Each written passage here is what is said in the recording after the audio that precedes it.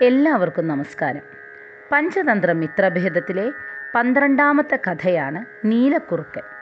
നമുക്ക് ആ കഥയൊന്ന് കേട്ടാലോ? ഒരു കാട്ടിൽ ചണ്ഡരവൻ എന്നു പേരുള്ള ഒരു കുറുക്കൻ താമസിച്ചിരുന്നു. പട്ടണത്തിൻ്റെ അതിർത്തിയിലുള്ള കാട്ടുപ്രദേശത്തായിരുന്നു അവൻ്റെ താമസം. ഒരു ദിവസം രാത്രി ഇര തേടി നടന്ന് വിശന്ന് വലഞ്ഞ അവൻ പട്ടണത്തിലെത്തി. പട്ടണത്തിലെ നായ്ക്കൾ കുറുക്കനെ കണ്ടതും സംഘം ചേർന്ന് ആക്രമിച്ചു.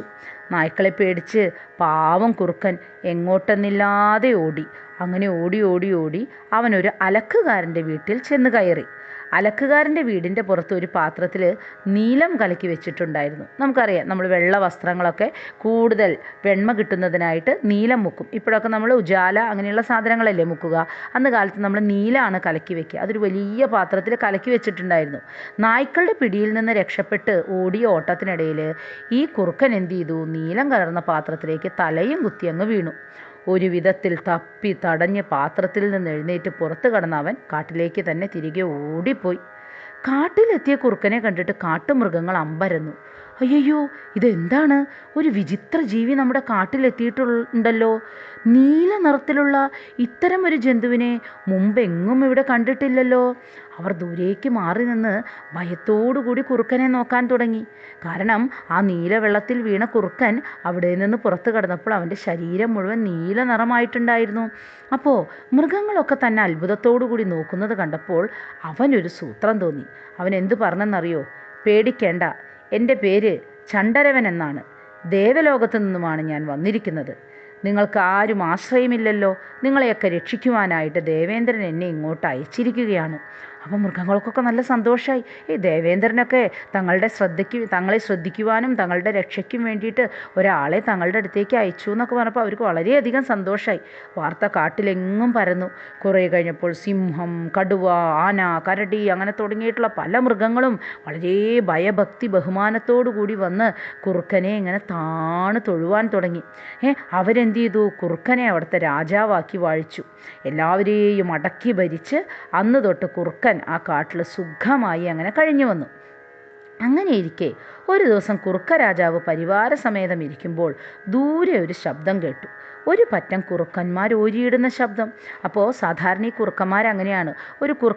മറ്റു കുറുക്കന്മാർ ഓരിയിടുന്ന ശബ്ദം കേട്ട് കഴിഞ്ഞാൽ, ഓരിയിടാന്ന് പറഞ്ഞാൽ അവരിങ്ങനെ കരയുന്ന പോലെ ഓളിയിടുന്ന ശബ്ദം കേട്ട് കഴിഞ്ഞാൽ അപ്പോൾ മറ്റു കുറുക്കന്മാരും ഓരിയിടും. അപ്പോൾ ഇവിടെ താൻ കുറുക്കനൊന്നുമല്ല, ഒരു പ്രത്യേക ജീവിയാണ്, ദേവലോകത്ത് നിന്ന് വന്നതാണെന്നുള്ള മട്ടിലൊക്കെയാണല്ലോ ഇരിക്കണത്. പക്ഷേ കുറേ അകലെ നിന്ന് കുറുക്കന്മാർ ഓരിയിടുന്നത് കേട്ടപ്പോൾ പെട്ടെന്ന് കുറുക്കൻ താനിവിടെ ആരായിട്ടാണോ അഭിനയിക്കുന്നത് അതൊക്കെ അങ്ങ് മറന്നിട്ട് ചാടി എഴുന്നേറ്റിട്ട് അവനും കുറുക്കന്മാരെ പോലെ ഓരിയിടുവാൻ തുടങ്ങി. കുറുക്കൻ്റെ ഓരിയിടൽ കേട്ട സിംഹവും കടുവയുമെല്ലാം പരസ്പരം നോക്കി. അപ്പം അവർക്ക് മനസ്സിലായി, ആഹാ, ഇത് ദേവലോകത്ത് നിന്ന് വന്നിട്ടുള്ള ആളൊന്നുമല്ല, ഇതൊരു കുറുക്കൻ മാത്രമാണ്. അവൻ്റെ ഓരിയിടൽ കേട്ടില്ലേ എന്നവർക്ക് മനസ്സിലായി. തങ്ങളാകെ പറ്റിക്കപ്പെട്ടല്ലോ എന്നവർക്ക് തോന്നി.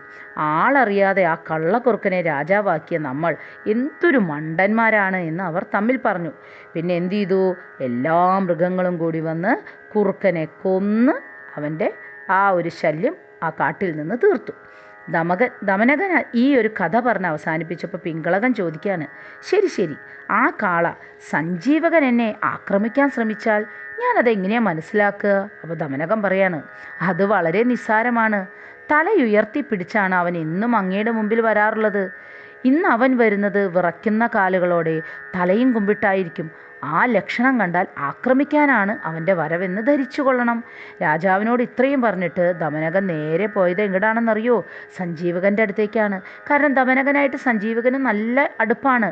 ദമനകനെ കണ്ടതും കാള സന്തോഷത്തോടു കൂടി ചോദിച്ചു, എന്താ ചങ്ങാതി, സുഖല്ലേ? അപ്പോൾ ദമനകൻ ദുഃഖം ഭാവിച്ചുകൊണ്ട് പറയാണ്, രാജാവിൻ്റെ സേവകന്മാർക്ക് എന്തു സുഖം, അവർക്കെന്നും ദുരിതം തന്നെ. വരുന്നതൊക്കെ അനുഭവിക്കാനല്ലേ നമ്മുടെയൊക്കെ ഒരു വിധി. അപ്പോൾ കാള ചോദിക്കുകയാണ്, താങ്കൾക്ക് എന്തോ വിഷമമുണ്ടെന്ന് തോന്നുന്നുണ്ടല്ലോ ദമനക, എന്താ പറ്റിയേ? എന്നോടൊന്ന് പറയൂ. അപ്പോൾ ദമനകൻ പറയാണ്, ഞാനിപ്പോൾ അതെങ്ങനെയാ പറയുക? പക്ഷേ താങ്കൾ എൻ്റെ ചങ്ങാതി ആയതുകൊണ്ട് പറയാതിരിക്കാനും വയ്യ. രാജാവ് താങ്കളോട് വല്ലാതെ ദേഷ്യപ്പെട്ടിരിക്കുകയാണ്. താങ്കളെ കൊന്ന് എല്ലാവർക്കും സദ്യ നൽകണമെന്ന് അദ്ദേഹം പറയുന്നത് ഞാൻ ഇന്നലെ കേട്ടു. അപ്പം അത് കേട്ടപ്പോൾ സഞ്ജീവകൻ ആകെ നടുങ്ങിപ്പോയി. സാധാരണ നമുക്കറിയാം സിംഹം കാളേനെയൊക്കെ കൊന്നു തിന്നും, പക്ഷേ ഇവിടെ സഞ്ജീവകനോട് സിംഹത്തിന് നല്ല ഇഷ്ടമാണ്. പക്ഷെ എന്നിട്ടും അങ്ങനെ തൻ്റെ പിങ്കളകൻ അങ്ങനെ ആഗ്രഹിക്കുന്നു എന്ന് കേട്ടപ്പോൾ സഞ്ജീവകൻ ആകെ പേടിച്ചു. അപ്പം സഞ്ജീവകൻ പറയാണ്, അയ്യോ, രാജാവിന് ഇങ്ങനെ ദേഷ്യം തോന്നാൻ എന്താ കാരണം? ഞാനൊരു തെറ്റും രാജാവിനോട് ചെയ്തിട്ടില്ലല്ലോ. അപ്പോൾ ദമനകൻ പറയാം, എൻ്റെ ചങ്ങാതി, രാജാക്കന്മാർക്ക് അങ്ങനെ ദേഷ്യം വരാൻ പ്രത്യേകിച്ച് വല്ല കാരണവും വേണോ? അപ്പോൾ ഉടനടി സഞ്ജീവകൻ പറയുക, ശരിയാണ്, കുറ്റം എൻ്റേതാണ്, ഞാൻ രാജാവുമായിട്ട് ഇത്രയ്ക്കൊന്നും അടുക്കരുതായിരുന്നു. അപ്പോൾ പറഞ്ഞത് എന്താണ് ദമനകൻ എന്താണ് പറയുന്നത്? അപ്പോൾ ദമനകന് സഞ്ജീവകൻ പറയാണ്, യോ, പരുഷമായ സംസാരം, അനവസരത്തിലുള്ള പ്രവൃത്തി, ചീത്ത കൂട്ടുകെട്ട്, ഇത് മൂന്നും അപകടം വരുത്തി വയ്ക്കുമെന്നാണ്. മൂങ്ങയുടെ കൂട്ടുപിടിച്ച അരയന്നത്തിന് സംഭവിച്ചത് അത്തരത്തിലുള്ള ഒരു അപകടമായിരുന്നു. അപ്പോൾ സഞ്ജീവകൻ അങ്ങനെ പറഞ്ഞു നിർത്തിയപ്പോൾ ദമനകൻ ചോദിക്കുകയാണ്, അതേതാണ് മൂങ്ങയുടെ കൂട്ടുപിടിച്ച അരയന്നം? ആ കഥ ഞാൻ കേട്ടിട്ടില്ലല്ലോ. അപ്പോൾ സഞ്ജീവകൻ പറയും, നീ ആ കഥ കേട്ടിട്ടില്ലേ?